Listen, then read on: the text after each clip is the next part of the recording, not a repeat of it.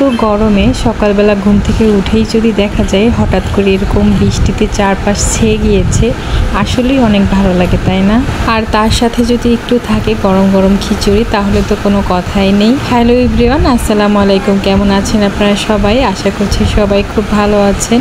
অনেক দিন পরে একটি লং ভিডিও নিয়ে আসলাম আপনাদের মাঝে। আশা করছি সবার কাছে ভালো লাগবে। সকাল সকাল বৃষ্টিতে ঠান্ডা পড়ার কারণে তো উঠতে ইচ্ছা করছিল না, তারপরে উঠে তাড়াতাড়ি রাইস কুকারে একটু খিচুড়ি বসিয়ে দিলাম। অনেকেই বলে খিচুড়ির সাথে ডিম ভাজি না হলে নাকি ভালোই লাগে না, তবে আমার কাছে তো এভাবেই খুব মজা লাগে। গরম গরম খিচুড়ির সাথে লেবু, পেঁয়াজ, মরিচ আর 2 রকমের আচার থাকলে আর কিছুই কিন্তু লাগে না সেরকম।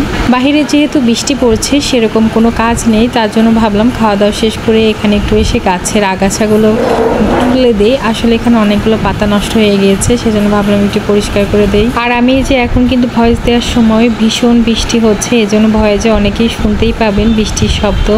আর এখানে সবাই ভিডিও দেখেন ঠিকই, কিন্তু কেউ রিয়্যাক্ট দেন না বা লাভ রিয়্যাক্ট দেন না, আর কমেন্ট তো করেনই না। সবাই প্লিজ এই 2টা জিনিস করে দিবেন। ব্যস্ততার কারণে বেশ কিছুদিন গাছের যত্ন নেওয়া একদমই হচ্ছে না, কেমন যেন নষ্ট হয়ে গিয়েছে গাছগুলো। আর এদিকে বৃষ্টি একটু কমতে না কমতে আপনাদের ভাইয়ের সঙ্গে আমার মুরগিগুলো দেখতে চলে গিয়েছি। আর আমার ছোট ছোট মুরগি বাচ্চার সঙ্গে কিন্তু আরও 3টা মুরগি অ্যাড করা হয়েছে, সেগুলো দেশি মুরগি। সাংসারিক কাজের পাশাপাশি মুরগি পালা কিন্তু অনেকটা লাভজনক, আর গৃহিণীদের জন্য তো আরও বেশি প্লাস পয়েন্ট এটা। মুরগির বাচ্চাগুলো দেখতে দেখতে কিন্তু ভালোই বড় হয়েছে। যাই হোক, এখন বৃষ্টি যেহেতু একটু কমেছে, তাই নিজেদের গাছপালা থেকে একটু শাকসবজি ছিঁড়ে বাবুর জন্য খিচুড়ি রান্না করব। যদিও বাসায় বিভিন্ন শাকসবজি ছিল, তারপর আমি ইচ্ছা করে নিজেদের গাছের টাটকা সবজি দিয়ে আজকে বাবুর জন্য খিচুড়ি রান্না করব। আর খিচুড়িটা কিন্তু আজকে ফার্স্ট টাইম ওকে খাওয়ানো ট্রাই করব, দেখি কি খাই নাকি। বৃষ্টিতে কিন্তু চারপাশ অতিরিক্ত পিছলা হয়ে গিয়েছে, মানে হাঁটাই খুব টেনশনের বিষয় হয়ে দাঁড়িয়েছে।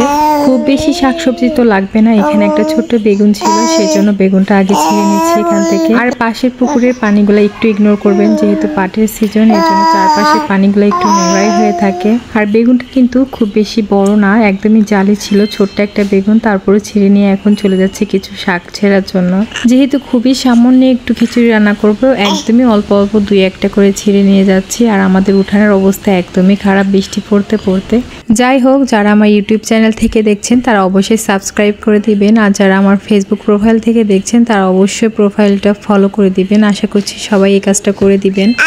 আর এদিকে পাতা ভাবলাম একটু বেশি করে ছিঁড়ে, পরে ভাবলাম যে না, ও তো খেতে পারবে না, এই জন্য 2-3টা পাতা নিয়ে চলে গেলাম। এখানে কিন্তু আমি একটা বেগুন, 2-3টা পুঁই শাকের পাতা আর একটি চাল কুমড়োর পাতা দিয়েছি, আর অল্প একটু চাল আর ডাল অ্যাড করেছি সাথে। আজকের ভিডিওটি আর বেশি বাড়াবো না, পরবর্তী ভিডিওগুলো দেখার আমন্ত্রণ জানিয়ে সবার সুস্থতা কামনা করে আজকের ভিডিওটি এখানেই শেষ করছি। সবাইকে জানাই আল্লাহ হাফেজ। Thank you for watching video.